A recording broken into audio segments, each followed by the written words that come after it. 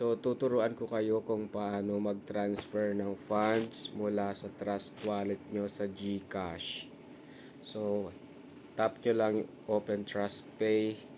Tapos, dapat nakakonvert sa USDT yung pera nyo. Tapos, scan or pay. So, lagay nyo yung QR code nyo sa GCash. Yan. Tapos yung amount, so 175. Wait nyo lang. Tapos continue. Yan. Tapos confirm. Tignan natin kung magta-transfer yung pera. At transaction details, yan, successful siya. So kung wala nang Binance, dito na lang sa Trust Wallet tayo mag-cash out. Yun lang. Thank you.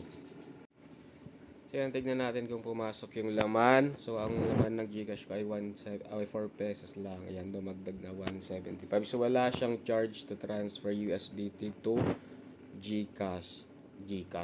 GCash. Ayan, check nyo na.